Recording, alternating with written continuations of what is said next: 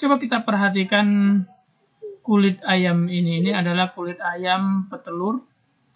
Banyak parasit, ektoparasit pada kulitnya. Ini merupakan masalah besar pada ayam petelur, pada farm-farm dengan model kandang yang terbuat dari kayu atau bambu dengan tingkat kelembaban yang tinggi. Parasit-parasit ini menjadikan masalah yang terbesar pada ayam petelur, bahkan bukan hanya menyebabkan penurunan produksi, tapi dapat menyebabkan kematian. Sehingga pada farm-farm tradisional ini parasit merupakan masalah yang terbesar. Kita akan lihat nanti bagaimana bentuk detailnya kalau kita besarkan parasit ini, karena parasit itu bermacam-macam di farm. Parasit ini bentuknya bermacam-macam, ada yang tungau dan ada yang kutu. Begitu. Semuanya menyebabkan masalah yang besar di farm-farm konvensional. Oke, kita akan coba lihat bagaimana bentuk detailnya kalau ini kita besarkan. Kalau kita lihat di mikroskop seperti apa.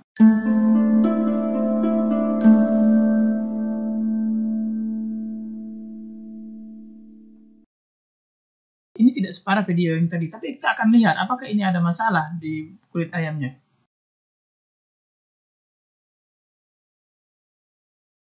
Walau secara kasat mata tidak terlihat atau sangat sulit untuk dilihat, ternyata setelah kita besarkan ternyata kita melihat banyak parasit di atas permukaan kulit.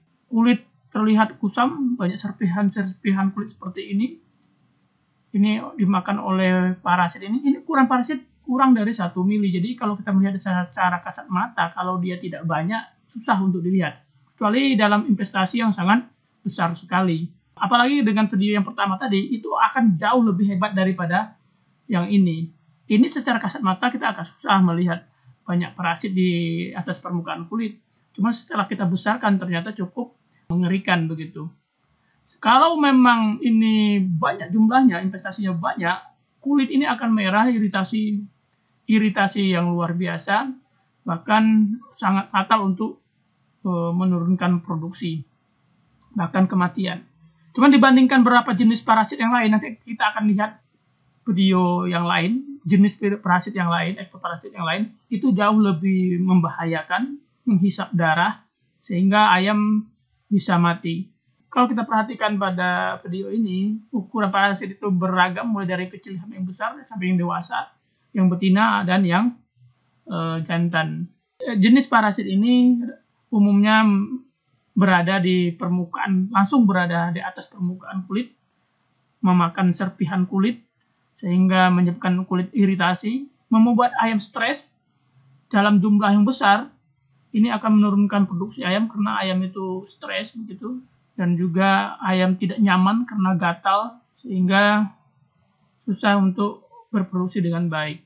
Ini secara kasat mata kita akan susah melihat karena ukuran jenis parasit yang ini lebih kecil dibandingin jenis yang lain. Nanti kita akan lihat jenis yang lain. Ini adalah jenis parasit atau parasit yang berbeda atau tungau yang berbeda dengan yang tadi. Ini lebih besar, ukurannya lebih dari, kalau yang dewasa lebih dari 1 mili, dan ini bisa membunuh ayam. Ini sangat ganas. Inilah jenis parasit yang sangat ganas di peternakan unggas ayam petelur. Ini bisa membunuh ayam, penurunan produksi sangat drop, ayam bisa anemia karena ini menghisap darah, ya.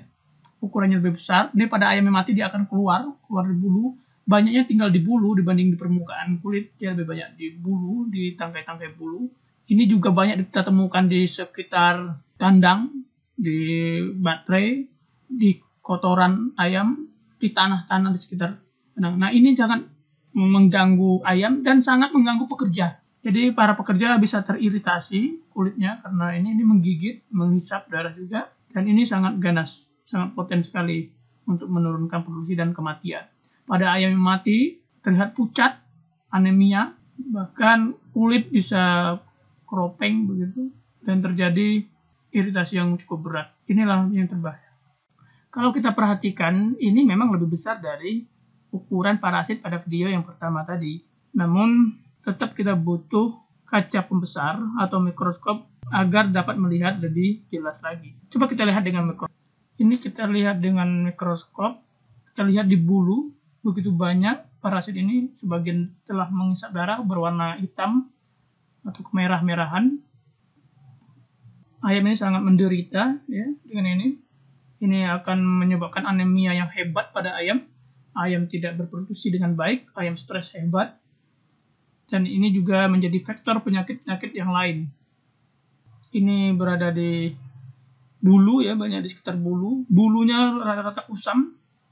Hewan ini banyak kita jumpai, ini adalah di sekitar bulu, sehingga bulunya kusam. Juga kita temuin di sekitar kandang. Ini ada yang kecil, ada yang besar ya. Ini yang menyebabkan ayam mati. Ini adalah tungau berkaki 8. Mereka senang berada di sekitar bulu.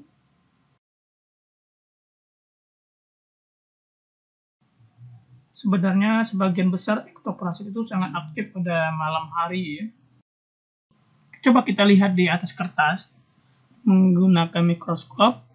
Bentuk dari parasit ini cukup besar dibandingkan jenis yang pertama tadi. Ini ukuran dewasa lebih dari 1 mili, sangat ganas, sehingga secara kasat mata sebenarnya mudah untuk terlihat. Geraknya cepat, motil sekali, menghisap darah. Pada malam hari ini sangat aktif. Bentuknya ada yang kecil, ada yang besar, tergantung usia parasit. Nanti ada beberapa ukuran yang lain, coba dilihat terus video ini. Ini sangat ganas sekali. Ini termasuk tungau berkaki 8 ini. Nama lainnya adalah Dermatonisus. Ada beberapa jenis tungau yang mirip dengan ini, Ornithonisus juga kita temukan di kandang. Kita agak susah membedakannya antara Dermatonisus dengan Ornithonisus. Keduanya memang sangat ganas pada ayam. Kita kadang-kadang menemukan keduanya. Mirip keduanya, antara Dermatonisus dengan Ornithonisus sangat mirip antara keduanya. Makanya untuk membedakannya kita harus menggunakan mikroskop atau kita bawa ke laboratorium. Gitu.